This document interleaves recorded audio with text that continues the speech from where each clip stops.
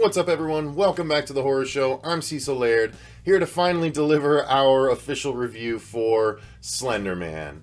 And this movie, guys, was panned all around when it was in the theaters. And honestly, after watching it, I can definitely see why. It is not a very good movie, but it's not necessarily worse than a lot of the other crap that the studios have just been pushing out very, very rapidly. So I'll do this review like I normally do our reviews here. Overall thoughts, then the story, the acting, the effects, all that good stuff in turn. And overall, I was just disappointed with the movie. I actually am a big fan of the Slender Man legend. I saw the Marble Hornets movie that came out not too long ago that actually starred Doug Jones as the Slender Man. And when I watched that, I was not a fan. But even that was, on the same level at least as this big budget Slender Man movie, which apparently went through all kinds of trials and tribulations behind the scenes trying to get to its actual release. But yeah, so the story, again, overall disappointed, not happy with the movie. But the story is about a group of girls that are in high school, and they all have sort of boyfriends or significant others, and the boys are having like a boys' night, and the girls decide to have a girls' night to match it.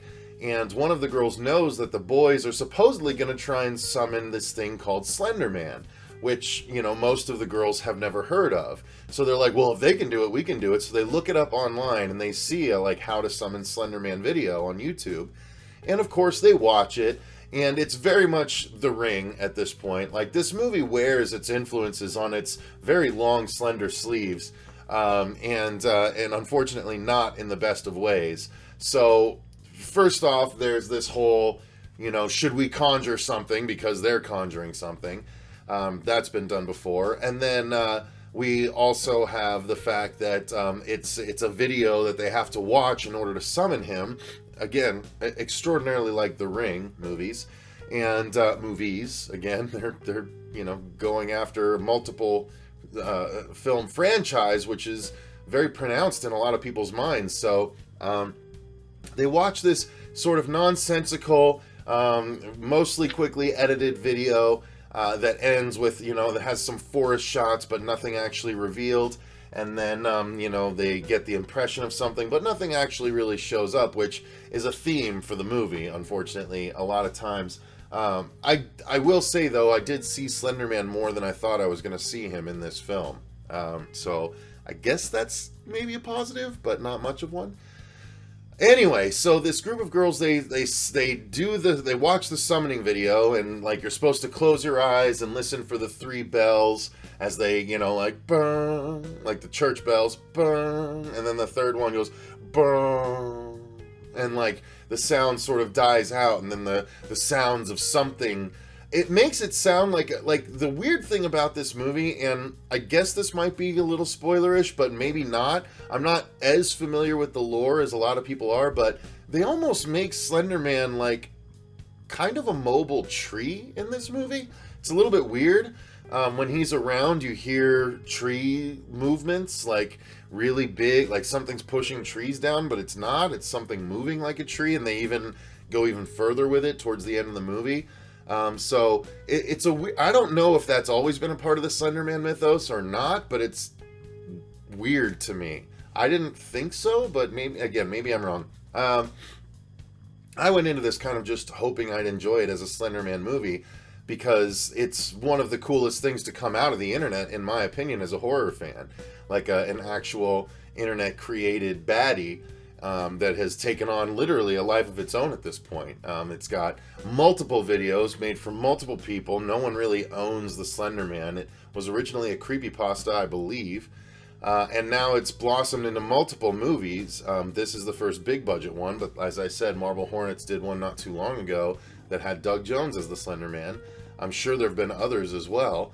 So, generally, I'm a big fan of things like that evolving in the horror genre. But man, was this such a studioized version of such a myth.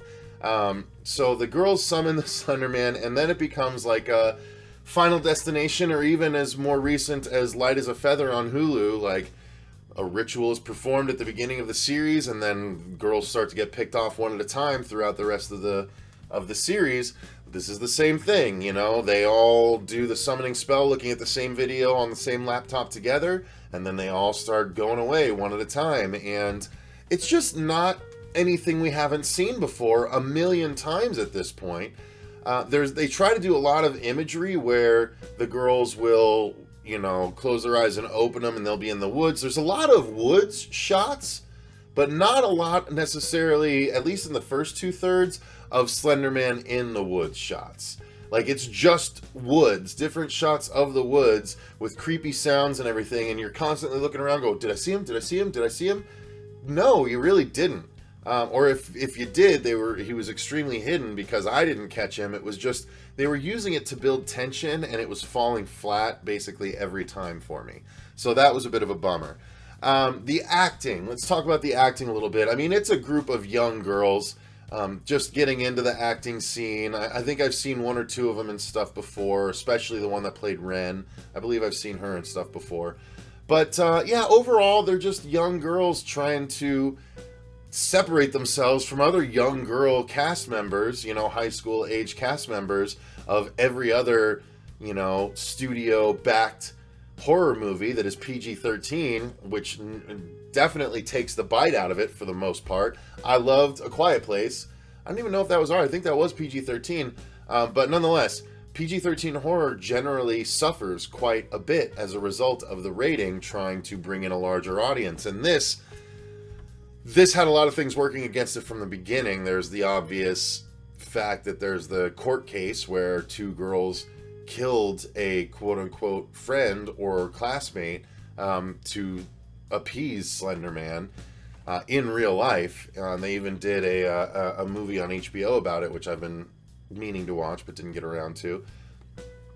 I like this myth so much, this Slender Man, you know, mythos, that I really did, like, even in spite of all the bad reviews, I still was hoping it was going to be okay. And the less critical side of myself says it wasn't as bad as everyone says it was. It wasn't as bad, but it's definitely 100% derivative almost the whole way through. It's not unwatchable.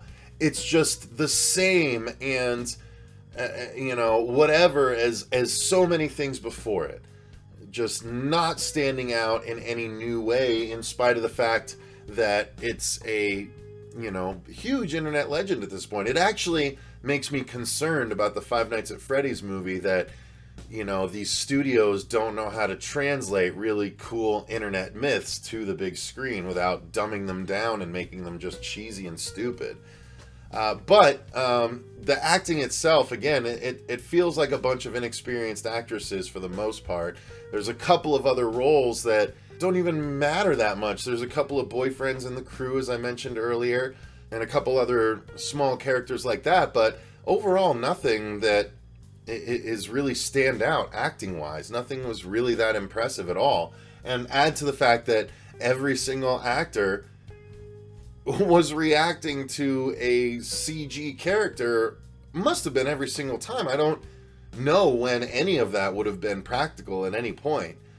Maybe if the Slender Man shots where he's off in the distance a little bit, that might have been a person, but even so, I don't know. It would be just as easy to put it in digitally at that point, because it's going to be such a small representation of the character. But the acting was not a saving grace at all, you guys. So let's talk about the cinematography, which I thought the cinematography was a bust on this one. I mean, it was very standard. It got the point across, but it was focusing on things that didn't seem important, and then the angles were nothing special. I didn't feel particularly drawn in or pushed away when you want to in these movies and things like that. And overall, it was just sort of a real safe representation of a safe horror movie. I mean, studios don't push the envelope, and this definitely falls in that character of not, or that category of not pushing the envelope at all. So let's get into the effects. Essentially all digital. There's not much practical effects, not much gore in the least, if any. It just has lots of digital effects, lots of digital Slender Men put in, and some of them look okay. I actually don't mind a lot of the digital stuff that we get nowadays. It all looks pretty good to me. So the digital effects didn't look terrible to me, but I'm sure there's going to be people that pick it apart entirely.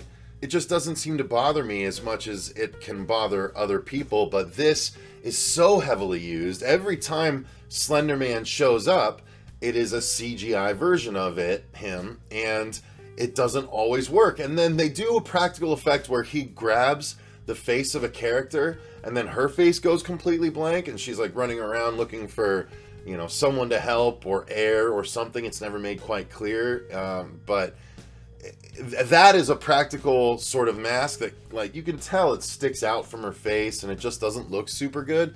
So they spent their budget where they felt they needed to, but definitely not everywhere it was necessary, in my opinion. You know, the Slender Man himself, just total CGI. I mean, sometimes it was a little jumpy, but only because I'm like putting stock into the way that I felt when I was playing the Slender Man games when they first came out. You know, I was hoping for that level of dread or suspense or scares, and we didn't get any of those things. It was such a bummer.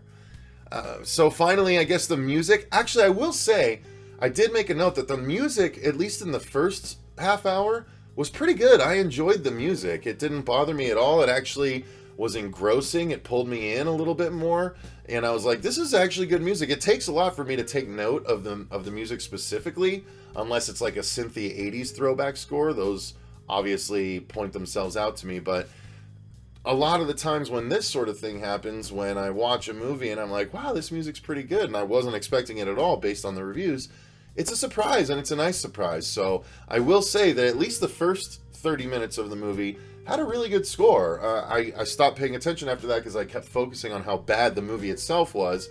But, you know, that's a risk that they take when they put a movie like this out. So I think that's going to do it for my thoughts on Slender Man. Let me know in the comments down below what you guys thought of this, and who knows, if my co-hosts get a wild hair up their butts about it, maybe they'll watch it and we can do a spoiler review later or something to get their opinions. But for now, this is probably where we're going to leave it. I appreciate you guys very much for watching. Click the link in the description box for our Patreon if you want to join up and support the channel that way. We'd greatly appreciate it if you do, and if you do so, you can actually choose content for us to make in the future. Reviews, live stream topics, things like that. So, thanks very much for watching. Until next time, I've been Cecil Laird, and remember, stay scared!